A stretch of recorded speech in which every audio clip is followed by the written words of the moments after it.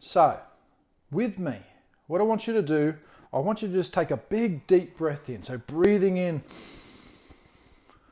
Hi, I'm Dan and welcome. This is just a little video on breathing practices and why they're having such a meteoric rise at the moment. So, with me, what I want you to do, I want you to just take a big deep breath in. So breathing in, breathing out.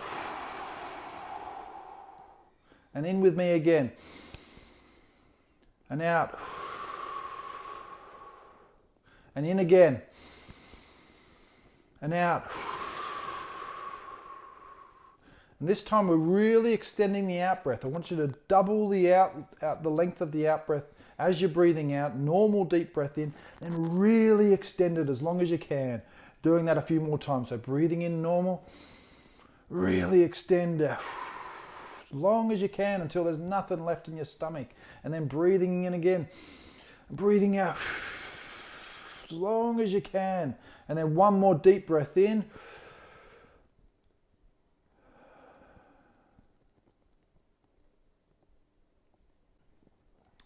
Now, from an evolutionary perspective, as we're beginning to understand our bodies and how it works, there are practices that are really coming to the forefront. And from that, I mean like these breathing practices in particular.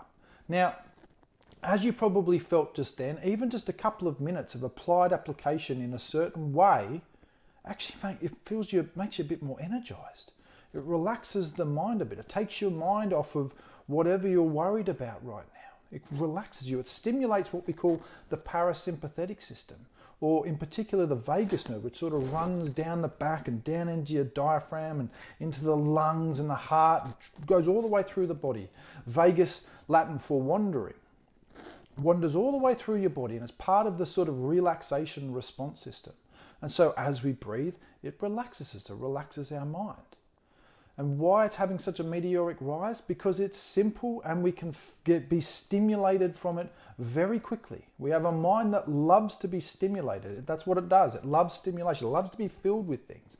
And if we can find instant gratification from it, which, I mean, in 2 minutes to feel calmer and relaxed, that's instant. As far as our brain's concerned, it's like, this is ticking all the boxes. But be very careful. Breathing practices are wonderful, but they're very much like a band-aid if they're not taught as a wider practice. Now, breathing practices have been around for thousands of years. These aren't new. You know, in particular with Tibetan yoga, with placing one on each nose, breathing in 7 times through each one, with a guided visualization of sort of being showered by some of the deities or the Buddha or whatever you want. Now, these practices have been around a long, long time, but they are part of a wider practice.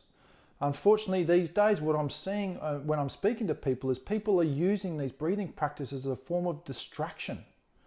Now, you may as well, yes, you're getting instant satisfaction. You're calming yourself down, and absolutely that is going to be helping your decision-making process. But turning to these breathing practices just because you're hurting is not the answer. Which is why, in particular in the Tibetan Buddhist practice, from the lineages that I've been taught, breathing practices forms the initial part of the nature of mind training. You know, we learn these breathing practices right at the start to begin to calm our mind down. You know, they use a breathing practice like shamatha, which is the calm abiding, because what we learn to do is guide our attention to something else other than, you know, the incessant thoughts that continue to whir around our mind. And as we continue to remind ourselves to come back to the breath all the time, it begins to ease our mind, ease the suffering of thought.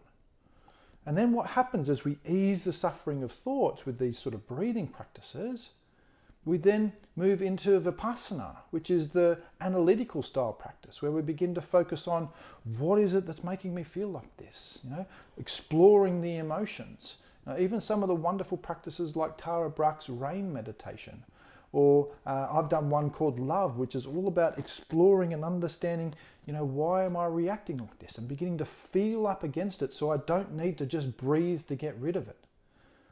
If you're finding yourself doing a practice just to get rid of something, it is a temporary solution.